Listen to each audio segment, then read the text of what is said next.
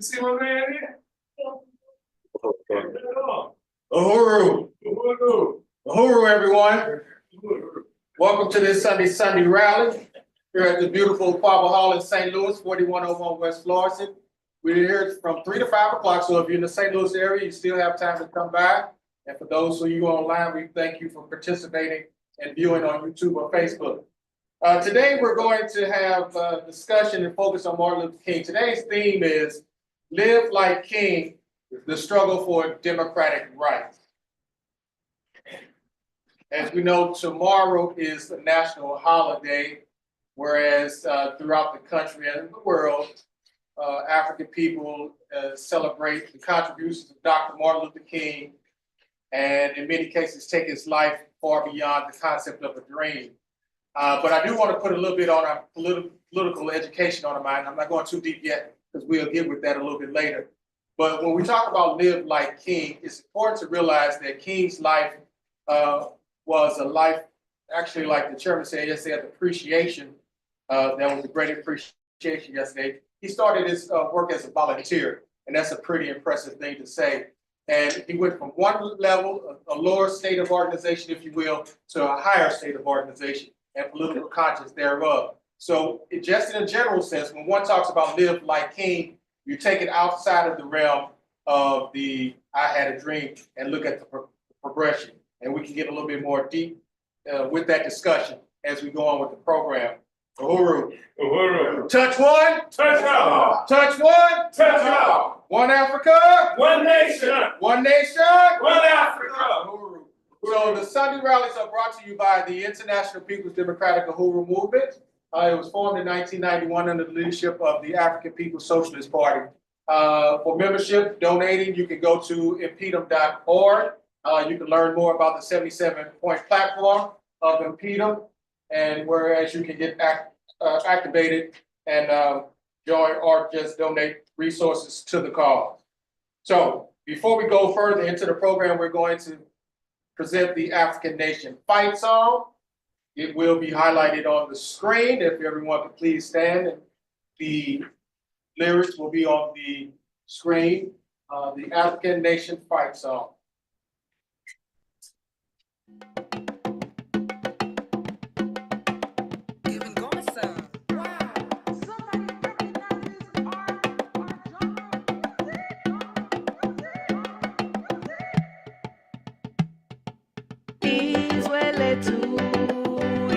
Africa, we are winning.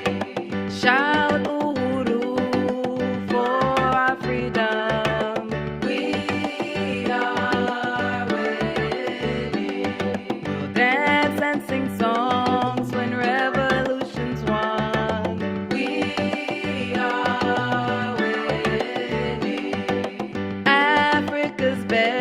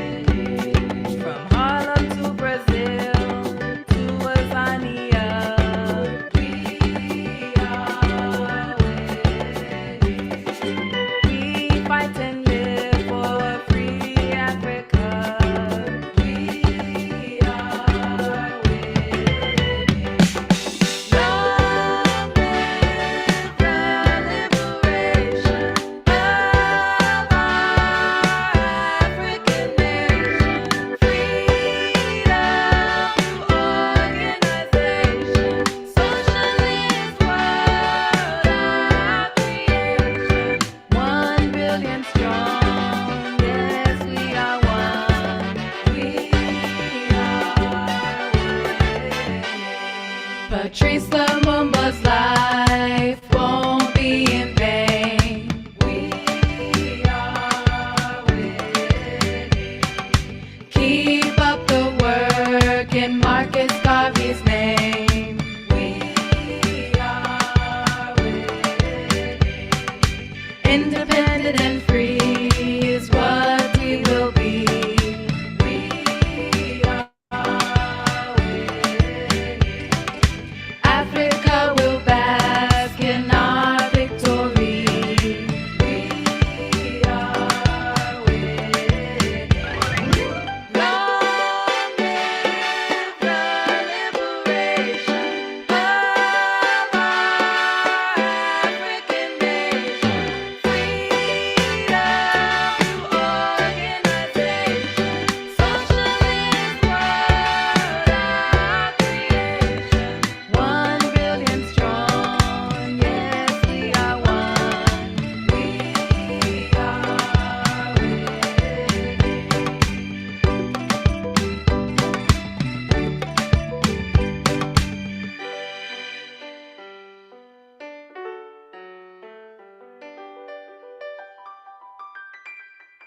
Uhuru. We are winning.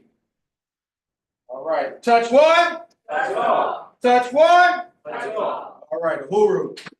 So before we go further with the video showing, we will have a little clip from Eyes on the Prize.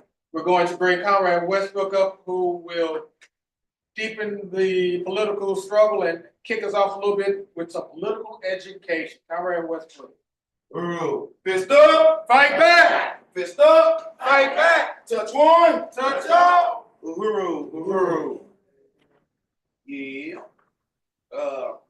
Before we go on to this next agenda, which is the political education, in honors of Dr. Martin King, I first want to say, long live Dr. King. Long live King. And our comrade, he spoke on a little bit. He might not start off on the same ideology that we start off, but he ended on the same ideology. And I think since I've spoken about King, I'll be remiss not to mention Patrice Lumumba, since we know that he is walking up on his 64th assassination day. Well, we passed January 17th. And I know we are educated, but for those who in the audience or might be online, we know Patrice Lumumba was the first true leader of the continent. We know that Belgium, their little speck on their icebox, called itself colonizing a country that's 4 or 5 times its size. And within that process, King Leopold II killed low numbers, 12, high numbers, 15 million Africans. Within the latter parts of the 1800s, we know the Berlin Conference, 1884, 1885, solidified the carving up of Africa. But that's when King Leopold really got his foothold within the Congo. But fast forward to 1960, 1960, Congo finally won their liberation. And at this signing off from the Belgium to the Patrice Lumumba, the Belgian king had the audacity to come and praise King Leopold and praise him how he civilized these people, the Congolese. But it was Patrice Lumumba that stepped up behind him and reminded the people that don't forget the greatness of this day. This is the beginning of a free African state, but don't also forget the past that we had to endure for this great making of this day. And he went on to tell the atrocities that King Leopold put on his people. But because of this speech, the CIA, right along with the Belgian kings in the West, signed off on Patrice Lumumba. Yeah. So let's not forget about Lumumba. All their Lumumba. Patrice Lumumba. But Before I carry on, I would be remiss not to mention our own comrade. My friend, my comrade, our Midwest rep, Malika. And I just want to speak a couple things about her because she caught my mind the other day. We know before she stepped foot up in this movement, she was doing security for Cliff O'Donnell, one of these mega preachers for folks that don't know. She was in the corps with him, personal security. And she said, well, I thought I was doing the work of the Lord because I was in the house of the Lord. And surely I was seeing souls getting saved. But a deep conviction burned within her that surely this is what I was not called to do this. Surely I was called to save our people. So she left that movement, came to this movement, became a dynamic person within this movement, worked out of the office of the NDO, and she tried our best within a short time among us to try to transform the people's lives within St. Louis City in this region. She came across my mind the other day because she prophesied. For folks that know her, she had a special gift. But she prophesied a few prophecies with me. I seen two of them come to fruition. I'm excited to hear the rest. One of the prophecies was, because I had anxiety about getting on the plane, she always prophesied that I was going to get on the plane, fly the plane. I said, no, you can forget about that. But we ended up having a security conference in St. Pete, and she was instrumental on getting me down there. But the first time I flew, we were on my way to the plane, the airport, her son was dropping us, and she made a statement. She said, Westbrook, remember months ago, I think it was a couple of years ago, I said you was going to fly, and you told me you wasn't. She said, not only you flying, I get to witness you fly. She was the first person with me. Say it right there, think all the nervousness, me clenching and all that. But the second prophecy, she like to set her, sometimes when she on meetings at her house, she like to set the atmosphere. And she had one of these things up on the bookshelves, and I asked her about that, and she called herself trying to explain it. I said, I have one of those. I said, this whole time I was using it as an ashtray. She laughed at me, said I was serious. She said, I said, I was serious. She said, no, use it because it might set your sharp or your vibration right. I said, going above my pay rate. She said, watch, one day you will use it. The other day, when I was getting my security uniform out, I came across this thing. I said, so then I ended up hitting it just to see.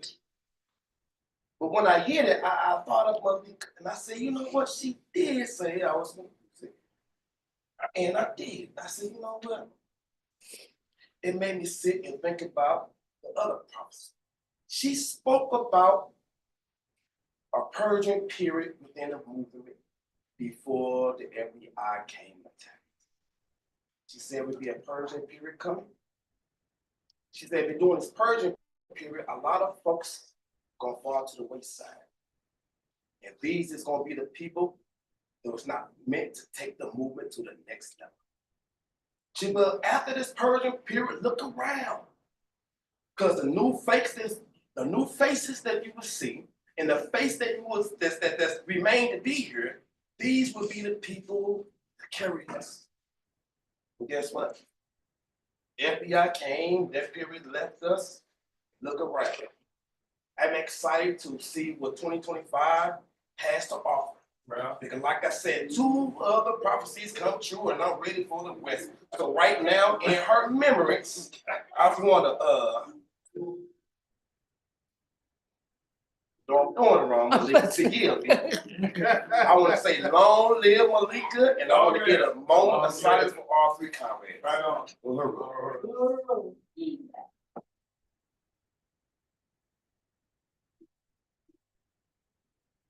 Uhuru. And now I want to go to the political education. Major, can I get my phone, please? Okay. What we want and what we believe. The African Working Platform of the African People's Social Support was adopted September 23rd, 1979, and revised and adopted at the first Congress of the African People's Social Party, September 6, 1981.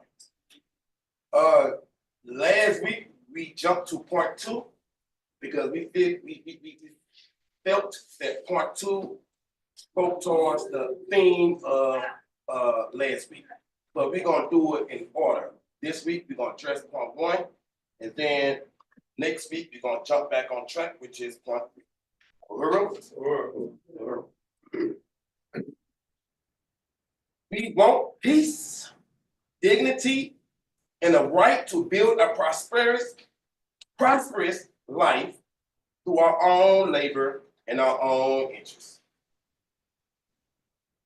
I say we want peace, dignity, and the right to build a prosperous life through our own labor and our own interests. We believe that the U.S. North American government and society was founded on the genocide of the Native people, the theft of their land, and the forcible dispersal, enslavement, and the colonization of millions of African people. We believe that the present conditions of existence for African people within the current U.S. borders is colonialism, a condition of existence where a whole people is oppressively dominated by a foreign and alien state power for the purpose of economic exploitation and political advantage. We believe further that the colonial domination is the primary basis of the problems of African people within the U.S., and we shall know neither peace, prosperity, nor human dignity until the colonialist domination is overthrown and the power of our lives rests in our hands. I want to try to be brief. Uhuru. I remember that some folks say if you want to get to the bottom of the corruption, you gotta do what? Follow the money. You gotta follow the money. So I'll just take a brief second to follow this the money. I guess the essence of the origin of the corruption and fast forward to our present day situation. You gonna bear with me for a second? How many of us know that at one point in time, Rome controlled the world, majority of the West? But we know at one point in time, it got so large to control, so they split the empires into West and the East. The East being the Byzantine Empire, the West being the Holy Roman Empire. But we know eventually the West Empire failed by the invasion of the Huns, the Goths, Franks, etc. But these folks that was in the west part of I guess of Italy, they found refuge in this small southern part of Italy, which is called the Lagoon. Within 300 or so years, when they followed that, and this lagoon mostly was stock miners and fishermen. But this community eventually grew into a powerhouse. The Venetians. Now, this Venetian is because of the position it was in between the West and the East. We know the East was still controlled by the Byzantine Empire. As long as it was controlled, it was a free, per se, trade. But eventually, the Byzantine Empire was overtaken by the Ottoman Turks. So when the Ottoman Turks took over the East, then it complicated things within trade. These merchants within Venetians, they sink their money in a cipher, so they try to circumvent this new people that got the hold, a chokehold on the trade, which is the Ottoman Turks. Make a long story short, they try to go different avenues. They couldn't go through the east no more. But it was in this process of them trying to control the finances. Eventually, Venice, like I said, became a powerhouse. Eventually, you have come a little further, Master Musa in Africa. Jeremy teaches about this all the time.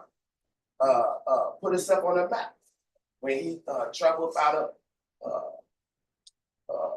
Maui in 1324. And make a long story short, his pilgrimage to Mecca, on the way there, he stopped a few places, one of the places in Egypt. But he had so much gold and he gave away so much gold and devalued the currency within that region for over a decade. Now, around this time, we know that ice box we call Liberia Peninsula. It was in chaos. It was in chaos. Not for the area, but I think it's very important for us not to miss this, because this is the origin, in essence, of the conditions that we are in now. But make a long story short, it was in this chaos when King John took hold of Portugal. 1384.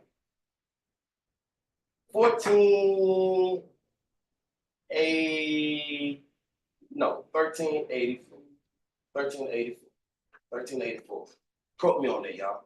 But it was when King John took over Portugal, and he took over. He looked at the map and he said, "I gotta find this gold that Master Musa, because it's a map. If y'all look at the old map, you see that Master Musa is on that map with the gold. So this province, icebox called Portugal, tried to go and see where this money was. As of early as 1410, they made efforts to colonize Africa. Finally, around 1415, they did it. Sometimes I butcher this word, don't judge me. Celtis, but forgive me, I'm just gonna carry on. Make a long story short, 1415, Portugal finally got their piece of their pie. They've been the earliest. And, eventually, mind you, when King John and his sons conquered this spot, one of his sons being King Henry, Prince Henry, sorry, and we know him as Henry the Navigator. He's supposed to be so great at building this school on how to take over the seas. And because of this math and this school he concept put together, they successfully took over the seas. Now, Portugal being the first within its Western body, Spain finally got they Moors, kicked the Moors up out of Spain within 1492. When they finally got to it, they said, okay, Christopher Columbus offered the Portugals a way to, no, Portugal said, no, we're good. He speak to the Spaniards. Spaniards said, okay. Ferdinand and Isabel signed off on it. But make a long story short, 1493, he shipped a voyage with 3 ships, embarked upon the Americas with 3 ships. Went back to the king and said, we found people that not familiar with swords and gunpowder. And we found other things, but the second voyage, 1493, he came back not with 3 ships, with 17 ships.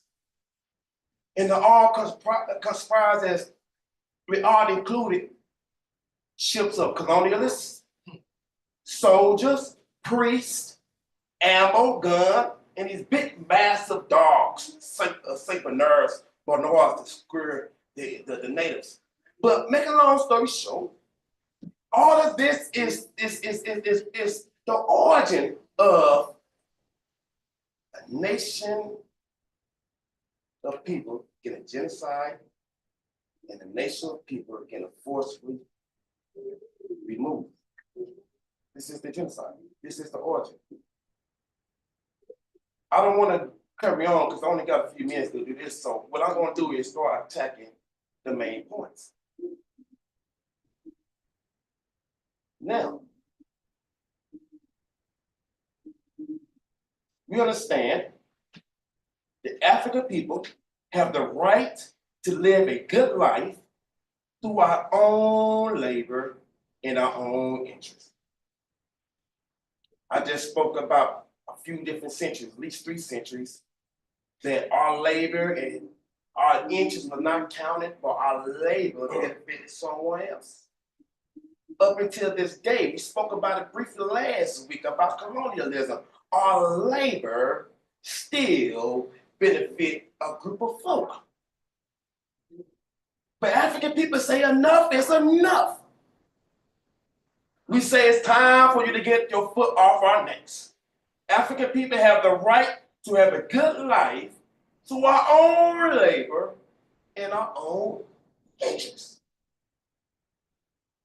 The U.S. government and societies are built on the genocide of the natives and the theft of the land. And I just talked about that. This whole economic system for the chairman teaches us at this time the world was operated on feudalism. In Portugal, which marched out of Africa, the colonized Africa in 1415, that started or ushered in this new system we call capitalism. Capitalism. Can't get capitalism without colonialism. It's married together. It's married together. The U.S. government and society is one it's one and the same. One and the same. The U.S. government and society is built on the genocide of these native people and the theft of their land and its enslavement, colonizations of millions of Africans. African peoples inside the U.S. live under colonialism. Our main point and our main problem is not racism. It's not colonialism. Martin Luther King, at the end of his life, he realized that I'm not trying to fight the ideas within people's minds. That work is over. It's colonialism. It's colonialism. He started taking up a firm militant stance, if you will, especially when he got the militant invaders to do security for him.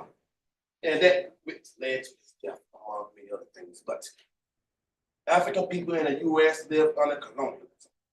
And that's our main problem, not racism. In order for us to be free, we must overthrow colonialism and gain power over our lives.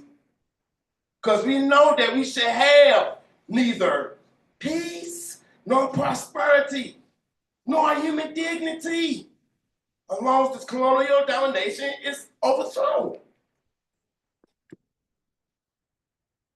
We must gain power over our own lives. So that's why I appreciate this movement. That's why I appreciate Peter. And that's why we named this a Quabba Hall, because we welcome the people in. We welcome the people in to gain power over their own lives. I think I held the floor a little bit long. Before I go into the questions, because I know my bishop, my pastor, I'm sorry, my chairman, who had a job on elaborating on that. And since I know he could do a better job on elaborating, I want to offer this time for him to expound before we go into the discussion.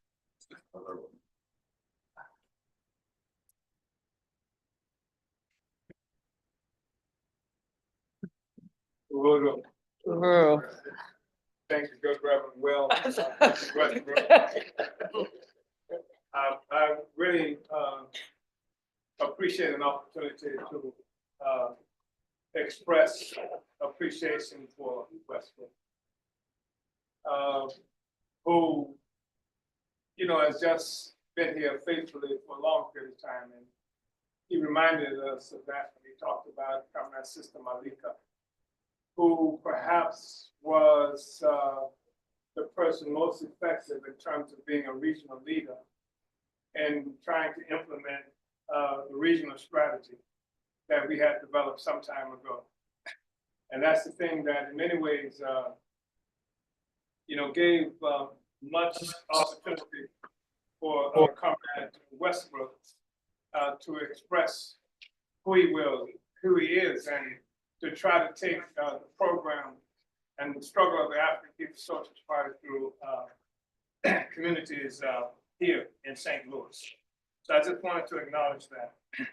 Also, Westbrook just did an extraordinary job of elaborating on point number 2. Is it 1? Point number 1 of the African People's Socialist Party working platform. And I think it's important for us to say that this is a part of our working platform. It's not just something that we have here just for periods of points of discussion, etc.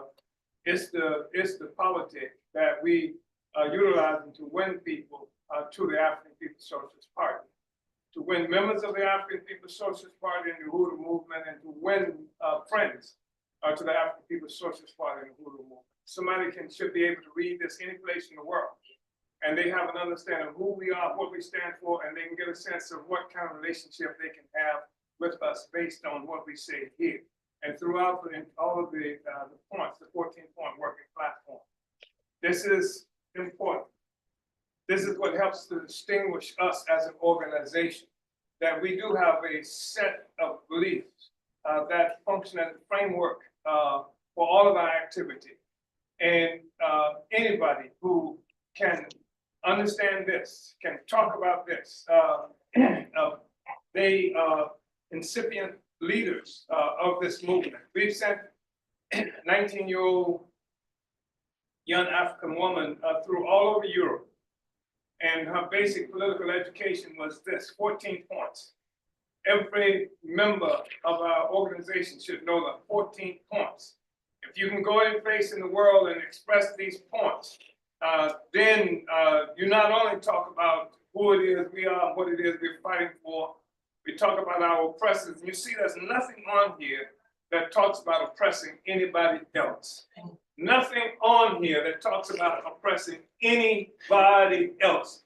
It's all talking about liberation and freedom and the rights of the people to be free and have control of our own resources and dignity, et cetera. So I think that's really important for us to recognize as well. And I also want to say that when our struggle came under attack, this is, well, one of the more recent times that came under attack in the 1960s in particular. And speaking of attacks, by the way, I was told today that Joseph Biden gave a pardon to Marcus Garvey. And some of you may know who Marcus Garvey, perhaps everybody does. But he was an extraordinary leader that led something, like 11 million African people who are actively engaged around the world in the struggle for Black freedom. And I think it's important to say something about that, because it's not Garvey who needed a pardon. It's the U.S., if their pardon is to come, that needs a pardon for what it committed, this assault it committed against African people. Biden does this as a way to perhaps grow the contention with Trump and the Republican Party, because they made this serious inroad in the electoral process with the Republicans getting the largest percentage of Black support than they have in the history since certainly since Roosevelt.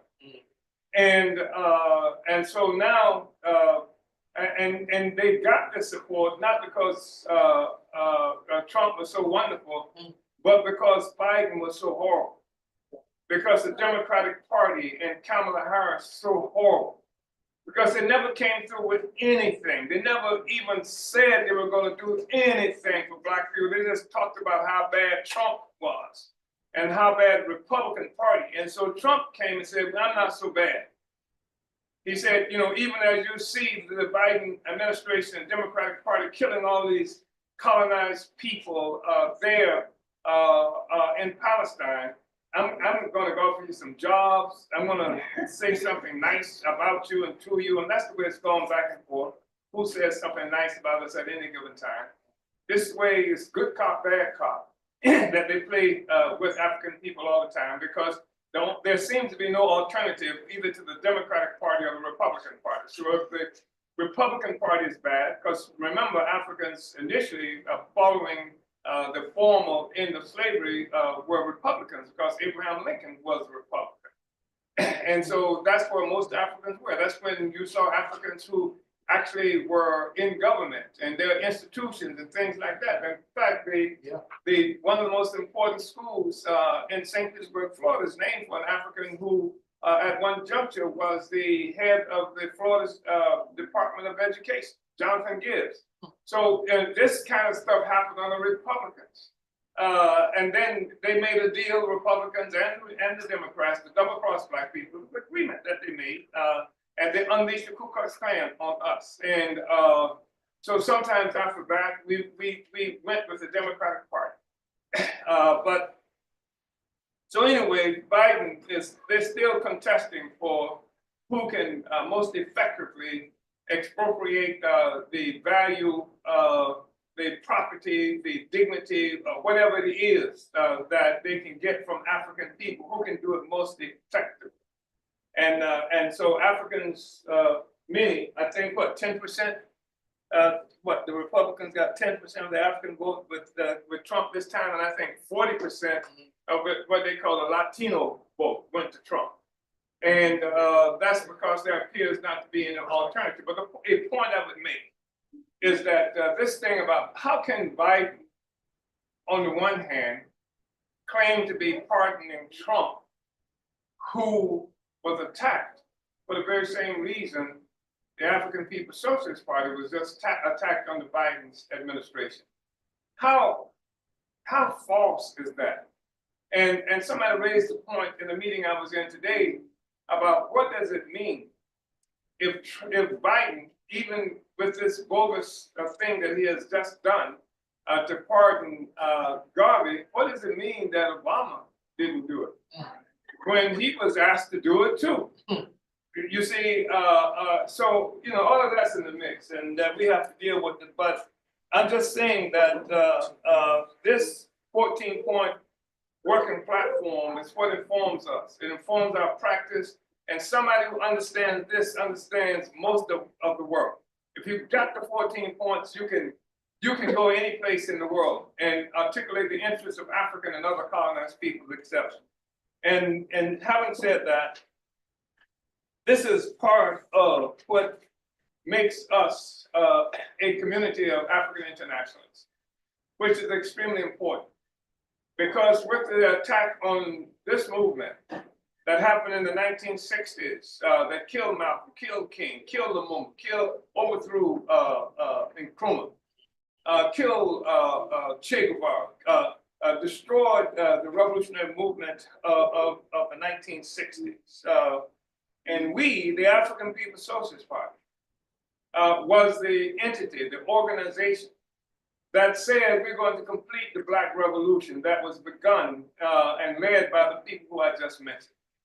And we, in many ways, were this extraordinary, weird group of people, because they had destroyed the leaders and those who represented the struggle against colonialism. And here we come.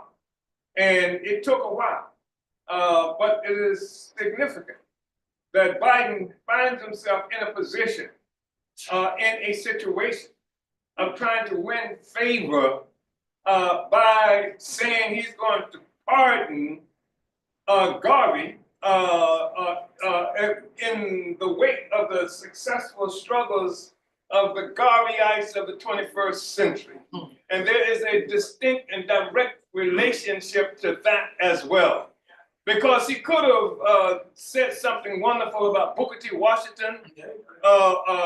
Du Bois could apologize for what they did with Du Bois, but Garvey,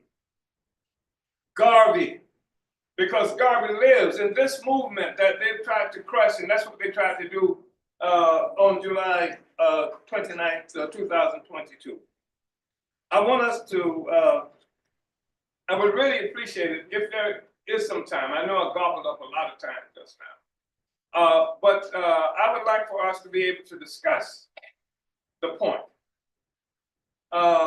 Discuss the whole question of our working platform, what it means.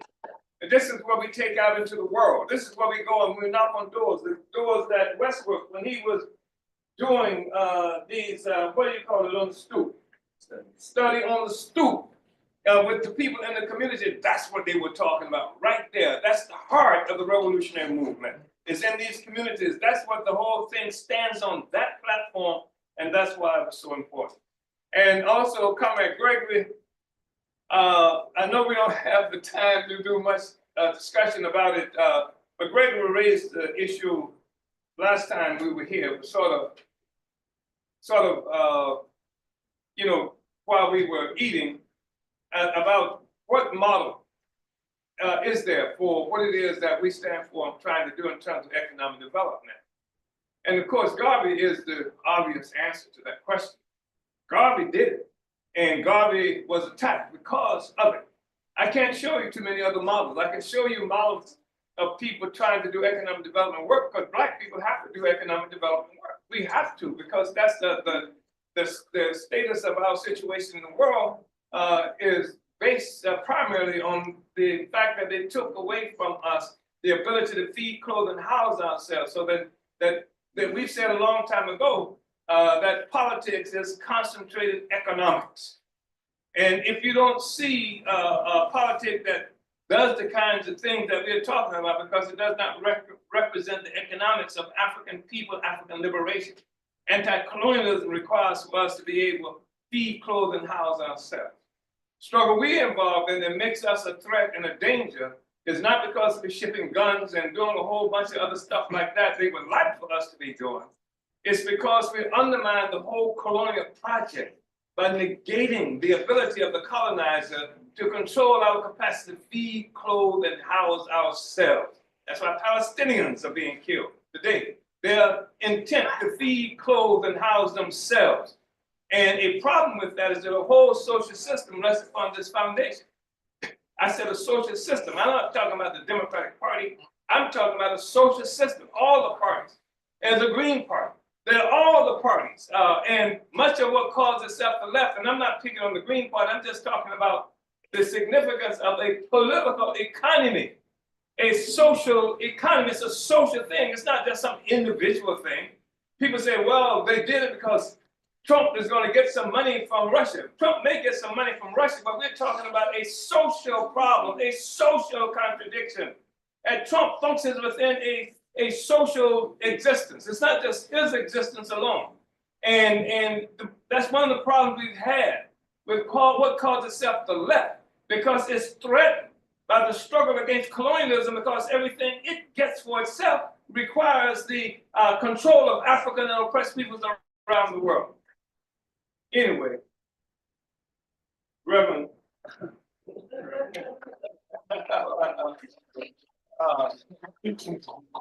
and Solomon, I want to express appreciation for Solomon. Solomon here today? Yeah. Yeah. Uhuru, Solomon. Yeah. And all of you comrades, thank you so much. And I know that I broke discipline and talked much longer than I should have, was supposed to talk. But I think it's really important that we're engaging now in the political education that deals with the ideological foundation of the movement that you come and participate in. And as a part of a whole community of people around the world. Some of them are directly connected to us as a movement and some are not. But we are a community that continues to grow everywhere. And I've been in discussions within the 100 and some odd organizations that's a part of the Hands Off Uhuru, the numbers of people in the Black is Back Coalition, It's just a massive and ongoing, and ever evolving, community. And I just want to say that this is representative of it and what it is that we stand for. Uhuru. Right back. The government chairman come upon his mic because we get educated and learn something each and every time. That's all we do. Uhuru. Okay, just like last week, we gonna either shout out the answer, or we're gonna come to this mic, give the answer, and if you want to expound or go deeper in this discussion, you're more than welcome. So, Mike, White. Uhuru. First question. African people in the US and around the world live under A, feudalism, B, colonialism, C, racism, or D, socialism.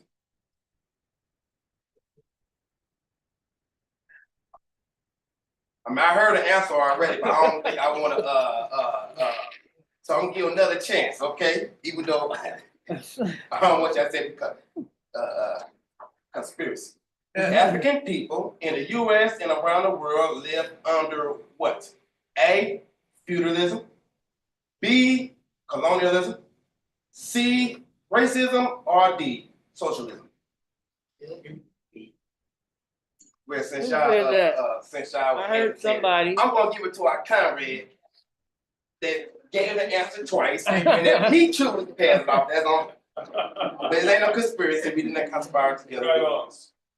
Second question. And like I said, it's a discussion, so don't feel shy to give the answers. Number 2, the US government and society was founded on A, genocide and slavery, B, toughness and hard work, C, friendship and peace, D, discovery and adventures. Which one was discovered on? A, genocide and slavery? Who said A? Don't be scared. You guys, there you go. You're gonna go on to yes, ma'am. Uhuru. Uhuru. Let's get to the comment. Number 3, African people came to the US and other places to play on a basketball team. A, B, looking for a better life. C, because we got tired of Africa. Or D, because we was kidnapped, enslaved, and colonized. Well, I think we got a sleepy quiet today. Quiet. Saying something. I would have took all It's of D. it. Uhuru. We got it. So who is that? I got yours, brother. Hey, Greg, what's your comrade name? Me. Who said D? Okay, that's you. I'm my father, white pants. Come on, get up this. Come on, my fault. All right. Uhuru. Uhuru. All right, well, last week I gave y'all 3. This week I'm gonna give y'all one more. Y'all take my last poster. This is my last. We want a better job. A prosperous life through our own labor. B. That's a B. C. This ain't family feud. Let me finish. We want C, another black president. Or D, we want a fixed rate mortgage. So anybody got an answer? O, B, Uhuru comment. Yes, ma'am, Uhuru. DC. DC took the reign. All right. I appreciate it. Well, All right, I'm sorry. Uhuru. okay, we appreciate it. That right there was our political education. And I'm gonna go to, first of all, I don't got my script, I don't know my script at, so I'm gonna go verbatim about mine. We thank you for going through the political education with us this week. Next week, we're gonna continue this working platform. We're gonna get through this.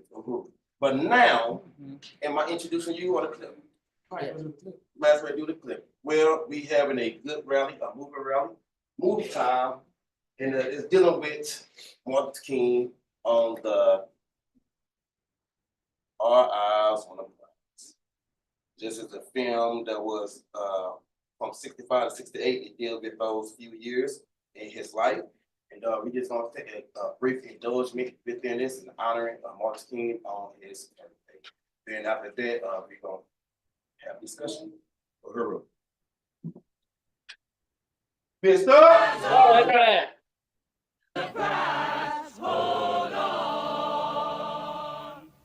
That is nothing more dangerous than to build a society with a large segment of people in that society who feel that they have no stake in it, who feel that they have nothing to lose. People who have stake in their society protect that society, but when they don't have it, they unconsciously want to destroy it.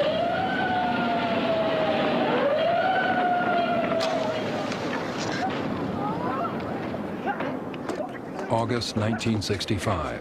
Black residents in Watts, a Los Angeles neighborhood, took to the streets in anger. The uprising lasted 6 days and left 34 people dead. Watts was a challenge to the nation and to the nonviolent philosophy of Martin Luther King. And for the respect of Dr. King that we have here, I say this. Sure, we like to be nonviolent, but we up here in Los Angeles area, we're not turning that other cheek. The civil rights movement King led had won a major victory days earlier when President Lyndon Johnson signed the Voting Rights Act. But outside the South, little had changed. Anger was building. It was time for King and his staff to move north. Going to Chicago. Sorry, but I can't take you. Their first target, Chicago, Illinois, the second largest city in America. A fourth of Chicago's residents were black. Despite a decade of protest and some successes, many faced profound poverty and discrimination. When I first heard that Dr. King was going to come to Chicago, I was elated.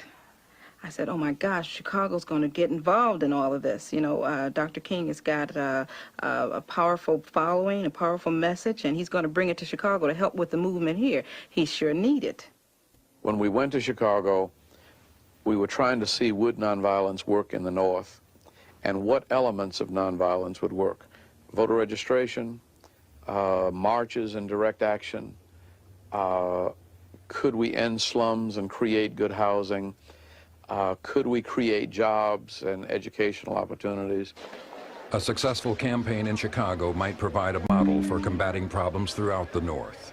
Other cities had been considered, but some black leaders refused to work with King and his staff. Chicago's civil rights leaders welcomed them. We have looked forward to our coming to Chicago with great and eager anticipation, and as we have said in the past, we are here to study the conditions as they relate themselves in housing, jobs, and the whole school question. Chicago officials were cautious. Ed Marciniak greeted King on behalf of the city. That welcome was, I think, both genuine and part of a strategy. The strategy was, here was a man coming to a city he didn't know, to a city whose political institutions with which he was not familiar. He was dealing with people basically who were non-political, suspicious of the political establishment, and so the advice and counsel that he would be getting would be by and large advice that didn't come through the normal political channels. Chicago was the political dominion of Mayor Richard J. Daley, one of the most powerful men in America. Daley's influence extended into the National Democratic Party. We love our mayor. Oh, yes, we do. So come For 11 years, Daley had run the neighborhoods and city wards of Chicago through a political machine built on patronage. Some blacks were included in the machine, but many saw Daley as the power behind the system that locked them out. The Daley machine was, well, I guess I could do that best by trying to describe Mayor Daley. He seemed to many to be omnipotent. He took a Machiavelli approach to government. He was in control, he was strong, demanding, and ruthless. Daley had blacks on his staff and black officials and some black ministers who marched with Dr. King in the South, went to school with him at Morehouse, but on Daley's plantation, they had press conferences and urged Dr. King to leave Chicago, saying there's no place for you here. It really broke his heart to see some of his classmates turn on him in Chicago. The mayor himself had supported the campaign for civil rights in the South. Now Daley kept watch as King's organization and local civil rights groups formed the Chicago Freedom Movement. In January 1966, they launched a nonviolent war on slums. And a lot of people get offended when you say slum, but we have to realize that it's not just something that you can see in a community, it's things that you can't see that make that slum. So we got to do something about these problems, and the only way we can do something about it is to be together, see? And we're going to be together, we're going to get something done here, not only in East Garfield Park, not only in Lawndale, not only in Chicago, but we're going to get things done in New York, California, every state we got, we're going to have something done. Many of Chicago's black residents were trapped in decaying and segregated neighborhoods. 50 years earlier, those neighborhoods had been the point of entry for Southern blacks recruited to work in northern industries. Other ethnic groups had worked their way out of slums. Strict segregation locked blacks in. Rents were high. Services were neglected. When I moved into the building on 3400 Madison, it was predominantly white. And when blacks start moving into that building, then it seemed like white people just moved out overnight. They were there. And the services started to go down. He stopped painting, he stopped doing any repairs and things in the building. What is your name?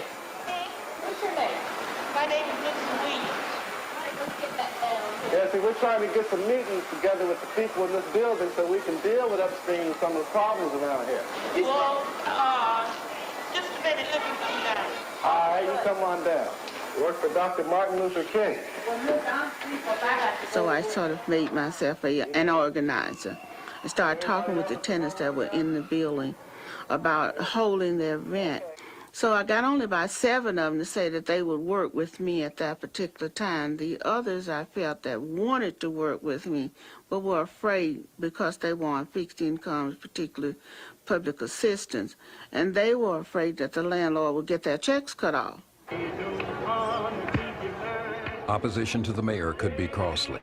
Daley's political machine controlled city services and had influence over public housing and welfare.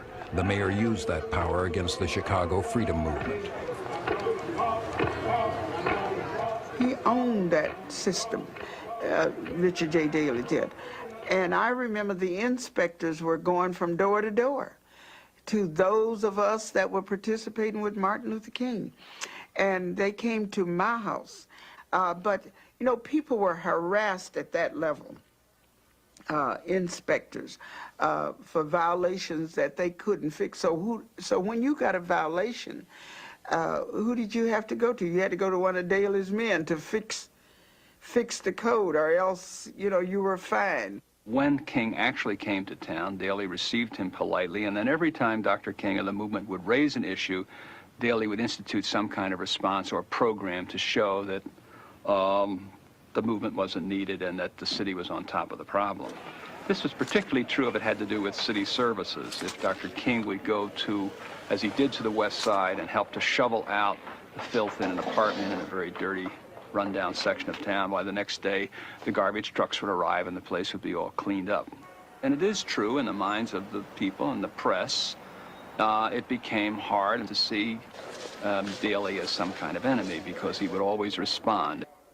We'd like to know where places are run down or it's a hazard to human life. The fire department wants to know if a building is in such shape.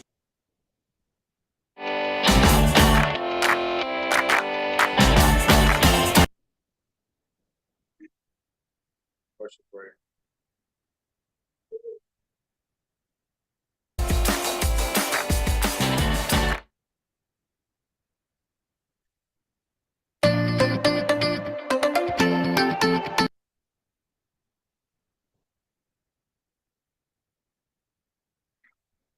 Shape that it's a danger to life of the people that are in it, and they can be of great help in giving us this information. It was clear, I think, to us at the time that what the Chicago Freedom Movement wanted was a way to get a confrontation with City Hall. And our purpose was to see if we could avoid a confrontation, to diffuse any issue that might precipitate a confrontation. We were not Birmingham, we were not Selma, we were Chicago. We shall overcome one day.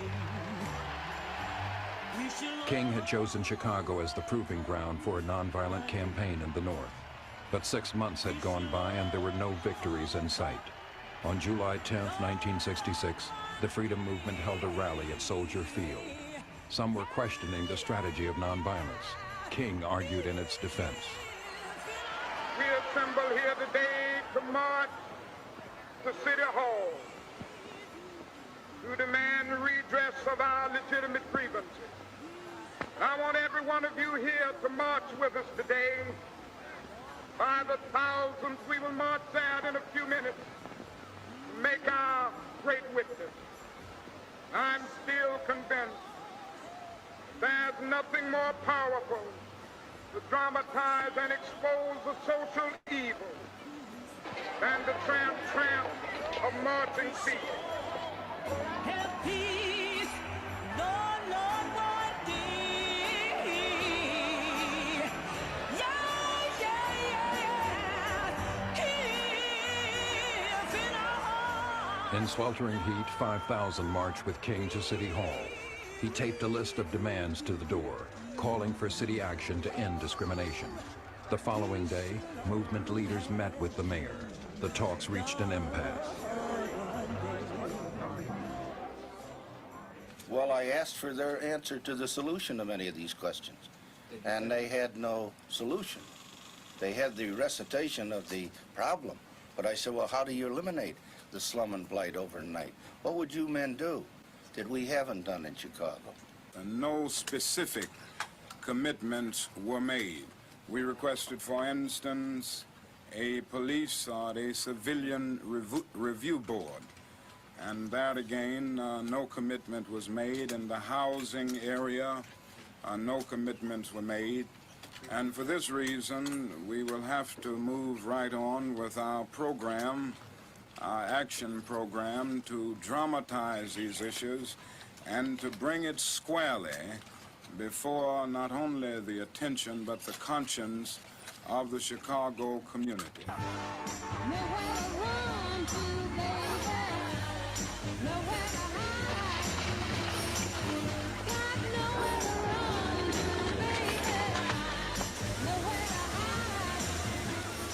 A day later, the movement's plans were interrupted. The oppressive July heat had fueled growing tension in the city. When officials closed fire hydrants in a black neighborhood, tempers flared. Leaders of the Freedom Movement mobilized quickly. The future of their nonviolent campaign was at stake. Dr. King and I and Andy drove around trying to persuade particularly young black people that they were, one, not helping the problem. We understood their frustration. We were trying to address it and find avenues for that energy and frustration and anger to be challenged in a constructive way, and that the most dangerous situation was that the police would overreact and they would in fact be physically hurt or damaged or end up in jail. The battle on the streets continued for 4 days. 2 people were killed. But Chicago was spared the devastation that had hit Watts a year earlier. Some credited King and the Freedom Movement. Mayor Daley felt otherwise.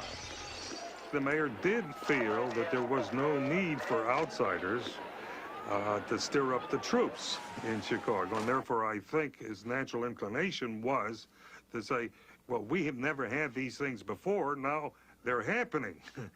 What's the explanation? It must be these events and these people and the way they're doing things that was responsible for the rioting that took place. We are trying to conduct a nonviolent movement here in Chicago, and we are going on with that program, but we need support. And there's no point in the power structure and anybody else saying that because we are peacefully going around trying to change conditions that we are the cause of the riots. That's dishonest. It is untrue. It is unfair to say it to the public, because we have stood up for nonviolence with all of our hearts. And those who will make this peaceful revolution impossible will make a violent revolution inevitable. And we've got to get this over. I need help. I need some victories. I need some concessions to take back.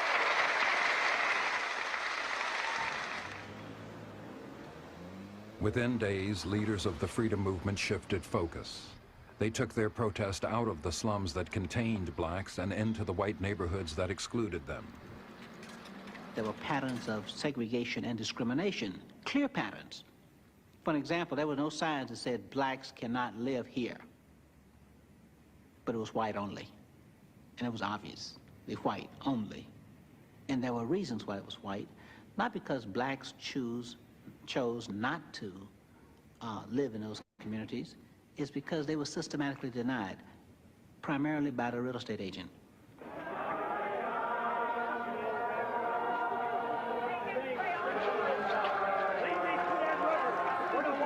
Protesters charged realtors, banks, and insurance companies with blockbusting.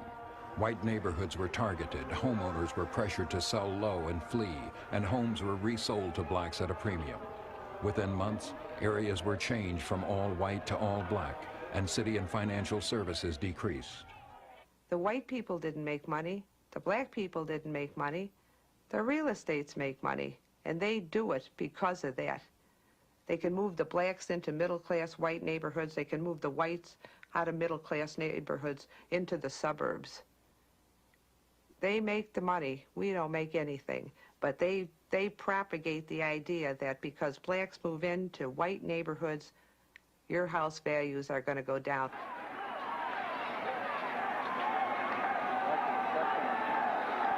Freedom movement volunteers crossed the line that divided black and white Chicago.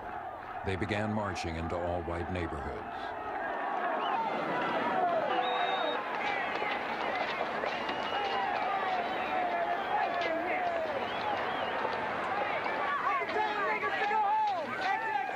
This neighborhood was convinced that we were there to take away their most precious possession, their homes, and the beauty of their neighborhood. And as we walked deeper and deeper into the neighborhood, you had a great sense of isolation. Would I ever get out of here? And the expressions of anger and hate, the swastikas which were held up, just unbelievable. And it showed the problem. After all, the point was to show the problem, to show the fear, to show the rejection, to show the hate, to show the problem that we were trying to solve.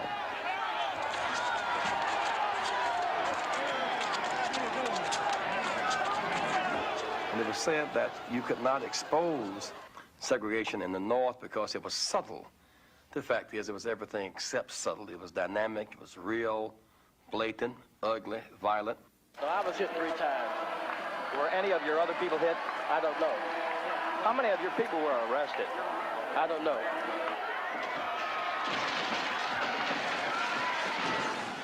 Three days of marching exposed white resistance and heightened black skepticism about the use of nonviolence. I was sick that Sunday, but when I watched it on TV, I got angry, I got sad, I got upset. You know, when I watched that kind of hostility and that kind of prejudice that I did not understand, so I just couldn't see why they would do that. And looking at that, I said, gee, I'm not as nonviolent as I think I am, especially when Dr. King wanted us to be nonviolent. Because if I had been there and they had threw those rotten eggs and that spit on me, I think I would have just hit back. We sent Negroes in large numbers to the real estate offices in Gage Park. Every time Negroes went in, the real estate agent said, "Oh, I'm sorry, we don't have anything listed."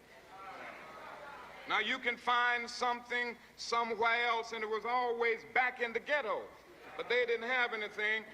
And then soon after that, we sent some of our fine white staff members into those same real estate offices, and the minute the white persons got in, they opened the book. "Oh yes, well, we have several things. Now, what exactly do you want?"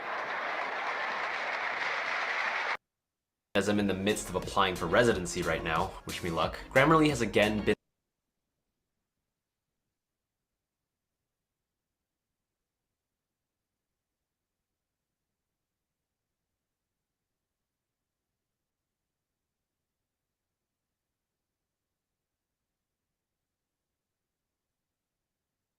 Gladiator 2, buy it on digital now.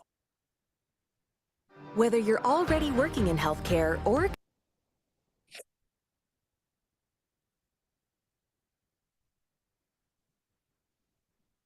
East Bay too. Africa. Africa. That's one. That's all. Girl.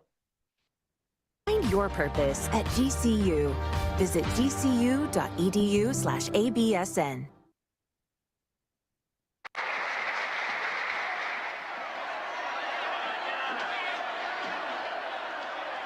On August 5th, the marchers returned to the southwest side. Mayor Daley had sent 1,200 police officers. They estimated the mob at 5,000.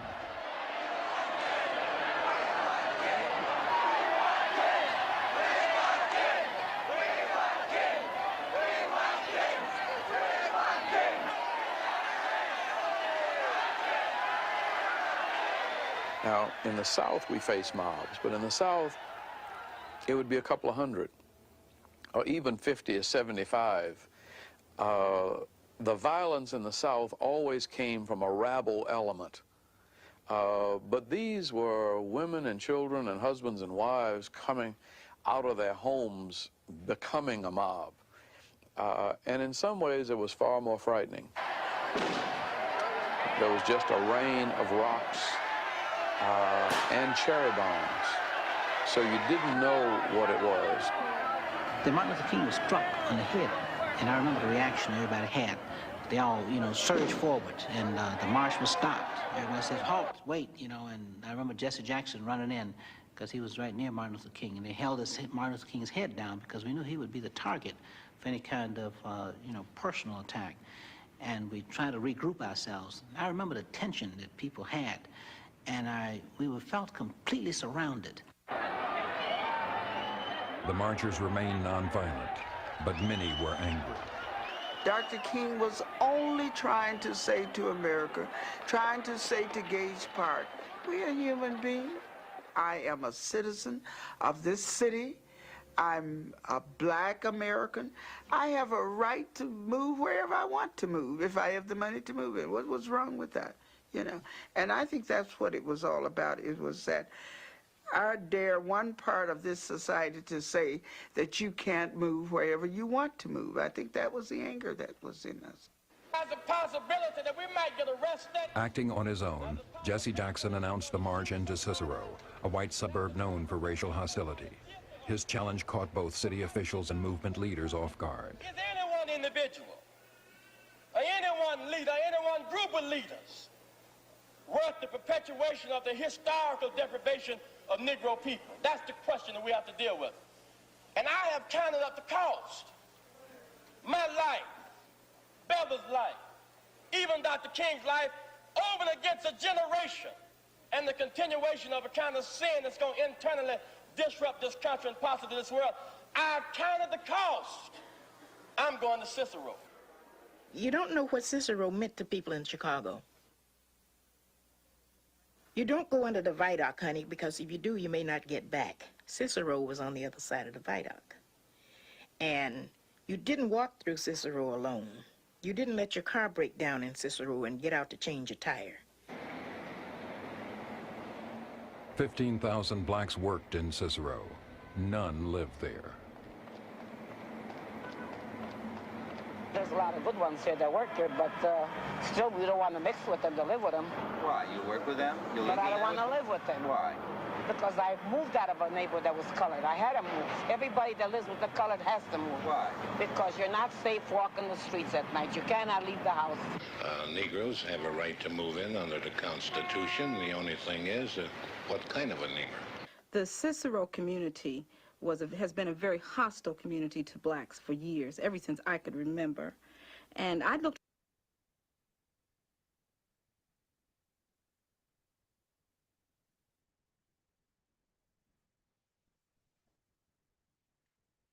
Uhuru. Lights should come on, but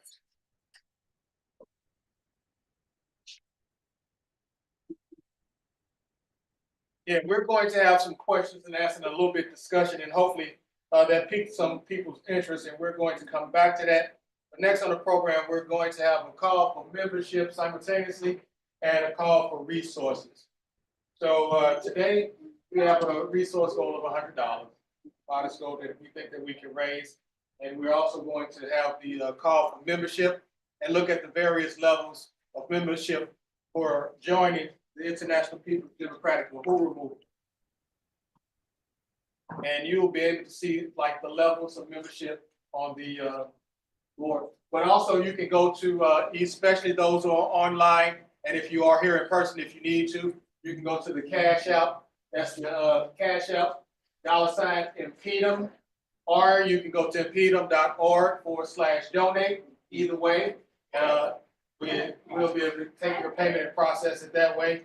So if you're online, especially, you have those two options readily available to you. And of course, if you need to do that in the room as well. All right, the levels of membership that we do have. So first we start off with the George Jackson Desi Woods level. We went to upgrade that. So that's a $5 membership, and that's $5 for anyone who is behind the enemy lines in the prison systems, turning those prison systems into many university revolutionary schools, universities with the Burning Spear newspaper, and many people benefit from that Burning Spear newspaper too. One of the next levels we have is the Musa Bantu level. That's a $10 a year membership. That's really targeted towards those members who are college students, elementary, high school students, if you will, even, and also for those that are unemployed. We also have the basic membership level. It's a special annual rate. We're still running that at $10. It would normally be $25 for the year. So for a whole whopping $10 for the year, you can become a member, an active member of the International People's Democratic Uhuru Movement. You can also go to the website. You can learn more by going to info@impedum.org, and you can join there today. Of course, we have in the back, if you want to electronically use the QR code, you can do that, and that generates you to go to the website as well, Uhuru.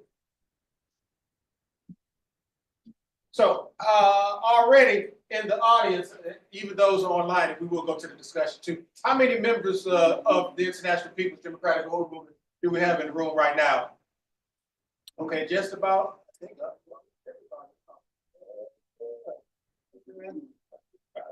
no, now I see some hands ain't down. Don't do that. You gotta call that spirit away. What you gotta do? Hold on, this is a mouthpiece for a trombone here. But anyway, nevertheless, so we're going to open it up now, and we'll get back to everyone and let them know what the resources were. We're going to have a little discussion about the film. So I just jotted some notes, and we can go further into it. And if you do have a question or comment, you can come to the microphone right here and share with the audience your comment or questions. One of the first things that came out, I'll just kick it off. King was talking about the fact that we didn't have any stakes. They say no stakes. When you don't have any stakes, you will unconsciously do certain things, and you will unconsciously rebel. Or even if you look at when how people vote, or don't vote, the lack of voting in this country is because they don't have their best interest at heart. They don't see what they got at stake. And so it's also talking about the thing which today is dealing with the democratic and human rights, and to live like kings. And so we had spoken a little bit earlier about what does it mean to live like king? It means a lot of things, but just to go back to the example, when you think about the life of Dr. Martin Luther King, you should think about the progression. You should think about how he started out, for example, college student, then he became a minister, got his dissertation, his doctoral degree at a relatively young age, went through the academic world, became a preacher in the South, became one volunteering to do work. And he started at one level, and that level, was somewhat of a lower level, if you will, more or less dealing with the whole civil rights aspect of people's struggle, things of that nature, the people's struggle. But then he took it to a higher level. And then when he took it to that higher level, he started talking more in terms of a revolution and things of that nature. Even like in '67, you can see the progression from like 55 or so, 56 when he joined. But then when you look at '67, then you talk about when he talks about beyond Vietnam War, or why he opposed the Vietnam War, and he questioned people who were questioning him. Why was he speaking out about the being an anti-war person and the violence there? Let people know in the speech that, well, those people that question me don't know nothing about me. And that's the important thing. That's an important thing that we want to think about Martin Luther King. A lot of information that we still have on King is watered down, and we truly don't know King. Even if you look at some of his later works, Stride Towards Freedom, which is a pretty decent book. And even if you talk about when he talks about where to go from here, chaos or community, it's very informative. It shows the progression. So, moving from a lower state to a higher state is just a general example how we can live like King, and anyone else that we follow in those regards. Before I move any further or make any more comments, is there anyone else who has a comment they want to come to the podium, come to the mic, got a question, or us to entertain, either based off of some of the information that you've seen that it rekindle some interest, or some memories that you've had in the past, or let's have some discussion about what we saw and what it means to you to live like King or to want to be like King.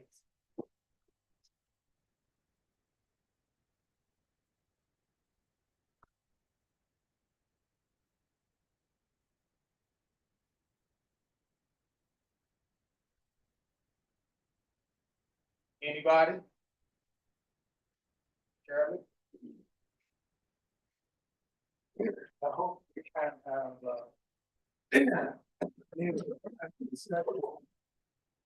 I think it's important for everybody to realize that the same contradictions and issues responsible for Martin Luther King emerging, for the contradictions and issues that were responsible for Malcolm X's emergence, the contradictions and issues responsible for Ho Chi Minh and for Che Guevara and people all around the world. I think it's really important to understand that we saw different expressions of how to deal with colonialism.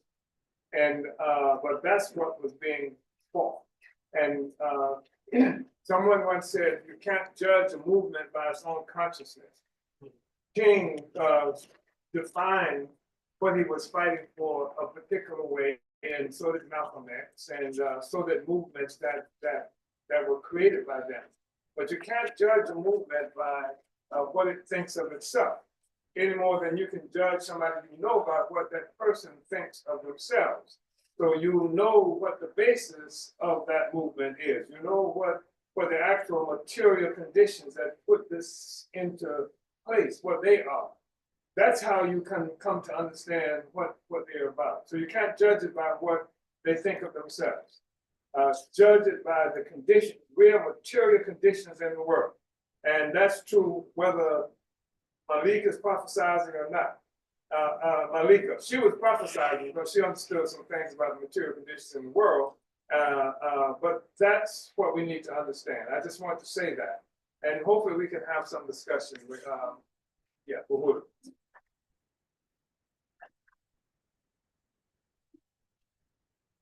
Uhuru. And well, before we go into discussion, we do want to recognize that some contributions came from online from a couple of sources, Ruby and MQ. Want to appreciate that in terms of contributing towards the resource goal for us today. All right, comrades, any other questions? Let's have some discussion. What's on your minds about what you thought? All right. You know, we can play duck, duck, goose. Or I can come around and touch you on your head. No. Come on, Sister Carol. All right. Carol. I don't know if I've mentioned this before or not, but they spoke about another Black president. We had a total that I know of 9 Black presidents, another Black president. So I just wanted to mention that. That 9. I have it in writing now. Yeah. So, Yeah. And that's what you got from King's movie? well, he said, yeah, I recall him saying we'll get another Black president. Yeah. And it's sort of like saying he was the first. He was number 9. Lincoln was the son of an Ethiopian slave woman. So, and he needed Black people. So I just wanted to mention it. Yeah, well, J.A. Rollins, he wrote a lot about that. Yeah, he talks about the 6. Yeah, 6. Yeah, there is some information that kind of draws that conclusion, if you will. Yeah. So, one of the things I know I just want to mention about this, you saw that there was a strong push for community control, Africans to control their own communities, and that's looking at what was going on with the housing conditions. It could have been in the North and the South, but just because they were talking about the South, it shows that the people had the determination to control their own destiny, to fight for what we believe to be right. Slum landlords, they didn't go anywhere. The example that the guy gave, as a matter of fact, what King was saying is kind of funny. When you come to the neighborhood and you want to move in, and the Black people come to the realtor or what have you, say, oh, we ain't got nothing. Then when the white people come in there and say, oh shit, got everything right here. There was a study did in St. Louis about 20 years ago. Same thing happened. It was the same thing, same exact thing. And that was 20 years ago. And even to look at, even when, to see that some of this stuff is not so far disconnected, how some of the hatred that permeates society, it was crazy. So of course this DSEG program come back, and we can come back to talking about Martin Luther King. But DSEG happened. So I was one of the, my generation's first generation so-called got into DSEG. So we got shipped to the school on the south side. First day of school, after school, the bus was egg. The white boys come running out the alleys, throwing eggs, drove down the street. They said all kind of things, you know what I mean? This was in 1981. And so, at the end of the quarter, we driving, going home in routine. They'd be on the corner of Roger and Fairview. I know well, I live over there right now. But they would show their butt, moonless and things like 1981. So these are what was happening in the King and the people in the 60s. It didn't go anywhere. In 81, didn't go anywhere in 2001, didn't go anywhere in 2021, and it's still here in 2025. Talking about the subtlety. What's his name? Jackson. Yeah, Jackson talked about how so-called subtlety. I don't even know if it's really subtle or not.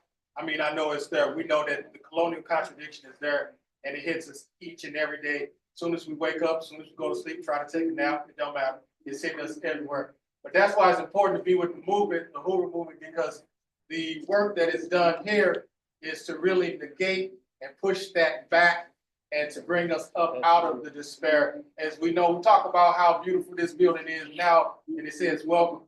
But as I often say sometimes, and some people are here, I remember being on that side of the room with a chair with DC, with Penny, with Kitty, some old members. We were sitting on milk crates. There wasn't no floor over there, just had some plywood up there. That part of the building was falling down. had a hole right here, dude was working on it. Door was open, it was, you know, it was raining on the inside, but we was hot enough that we was politically hot. So, you know, the struggle continues. So, are there any other takers or questions about this? I guess, you know, St. Louis movement member, y'all pretty sharp anyway. You're pretty sharp. You know pretty much everything that needs to be known. You know, we got some business from out of town, and they knew, but they learned it. So, comrade, what's our resource contribution looking like today? 166. 166. Uhuru. On a goal of 100, appreciate it. And of course, we know where those resources do go, comrades. So make sure that we are, okay. And there was 3 contributions that came in online. The last one was from someone named Dana G. So I want to appreciate that. And everybody online, if you're looking, you can continue to donate. And if you have any questions online, please do submit them. We will entertain those questions as well. I don't think we see anything as of yet, but we have always some engagement online. I'm gonna make this final call. Coming up next, a question, Conrad? No, you're not. You gonna make a statement or something, right? Oh, well, I'm gonna move into the next agenda. That's what I'm gonna do. But right now, it's time for announcements. But before I go into my section of announcement, I want to invite our comrade up to speak more about Uhuru Ponds and University. Yeah, Uhuru.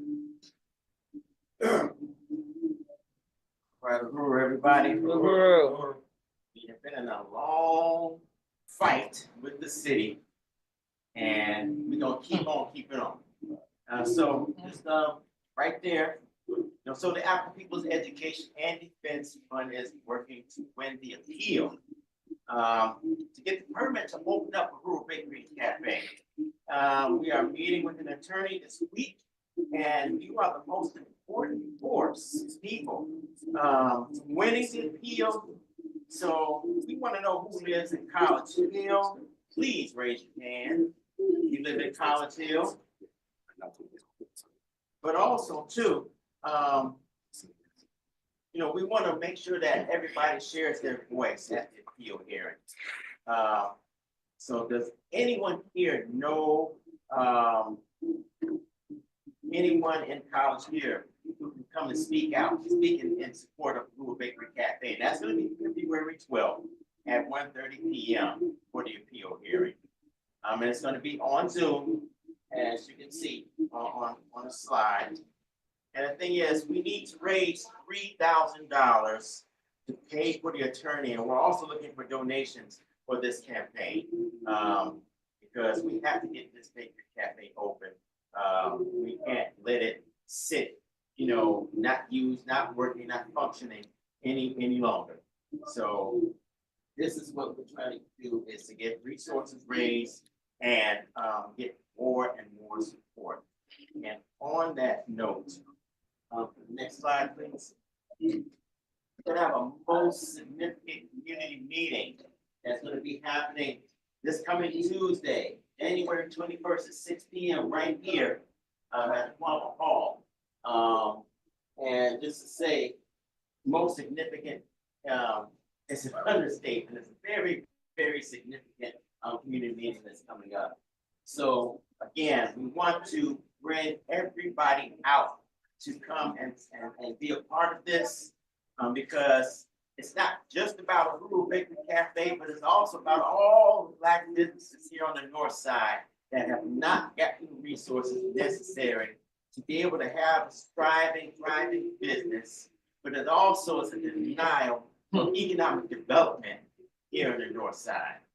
So this is the most significant thing that we want everybody, all hands on deck, I guess we can say, on this. And next slide, please. We want to get the people here. So we need people to sign up. And even if you have already signed up, I just need a show of hands. Who is coming on the 21st at 6 p.m.? get a show of hands. And I got Maureen here, who's got the clipboard. She's keep your hands raised. She's writing down everybody who's coming. Just to say real quick, we have been doing phone calls, we've been doing door-to-door outreach to reach the people in College Hill to come to this. And we still need to max out efforts tomorrow and Tuesday into the afternoon before the event. We want to get everybody here from College Hill to be a part of this because, again, it's not only about getting a Uhuru Bakery Cafe open, but it's about the entire African community here on the north side and the fact that we don't have any economic development happening in the best possible way. So we need to make that happen. So if there's anybody that's new here, please sign the sign up sheet. That way we can have you on board. And again, is there anybody here that can come tomorrow? We have 2 shifts that we've been doing. We've been doing like 10 to 12 and 2 to 4. Now, we also can do phone banking, and we have a list that people can utilize to make calls because we want to reach the people that have previously signed the petition of support that we did over the summer for Uhuru Bakery Cafe. Those are the people that we're reaching primarily in the College Hill area. So is there anybody that has any ability to take some names, to make some calls? I know it's probably gonna be cold, I don't know what out there. So if we can just make calls, follow-up calls on Tuesday morning, Tuesday afternoon, we want to get everybody out here. And we will be in contact with anybody that is signed up to help with this push. It's a major push. We want to get everybody here Tuesday evening. So that is what I have. Anybody have any questions? Got any pies? In fact. Got any vegan pies right there? That I don't know. I don't think we do. I think we have the sweet. You know what that answer, you know. You heard that. Pick up on it. Ain't nothing happening. Yeah. Good old fatty fat cat. Jan? If meeting in February 12th, is that just on Zoom? Yes. We're gonna watch? It's just on Zoom. So, we're gonna have a presence there? Oh, yes, definitely, definitely. We need everybody that supports the Uhuru Bakery Cafe, supports the economic development of the African community to be on that Zoom. I have Yes. a question. Yes. Is it something that you pre-register for? I'm No. saying that for the audience, or you just gotta, can we As long as set you- calendar alerts or something or whatever? So I just wanna make sure people don't forget it, number one. We can make sure that people remember. All right. To make sure that they have the Zoom link. Ready? Yes, we want everybody to speak at it, yes. I think the last one we did, we had like 15 people or so that spoke. We want 50, 100, you know, we want everybody to speak in support of Uhuru Bakery Cafe. It makes no sense. Buy a building and a year later, still not be able to open it up. Craziness, you know, so we just gotta have all hands on deck to make this big push. All right, Uhuru. Let's make it happen. Comrades, let's make this happen. All right, for the rest of the announcements. The Burning Spirit. Extra, read all about it. How many of us old enough to remember that? But the Burning Spirit, order it today at theburningspirit.store or subscribe at theburningspirit.com/subscribe. Or you can make yourself to the back of the table and you can want this $1. Number 2, our Thursday studies from Impedal, which is hosted by our international president, President Odom, at 7:00 p.m. Make sure you tune in at tinyurl.com/RNDP studies. or on Facebook at facebook.com/Itino. Make sure you check it out each and every Thursday to get politically educated. Third but not least is we need you to help build the Sunny Valleys. We need you to help us grow bigger and better. Join a team of outreach, security, food, AV, and more. Bring your skills or get trained to help us build. But most importantly, bring yourself. Ooh, and I would like to bring Kumba back up to the microphone. Uhuru, thank you very much, Comrade Westbrook, and just appreciate everyone once again for coming out. Touch one. Touch all. Touch one. Touch all. One Africa. One nation. One nation. One Africa. All right, comrades, we are about to end, and of course, we have our taco bar open today. There are vegan options with that, but I think they slided me on them ties, Chairman. I think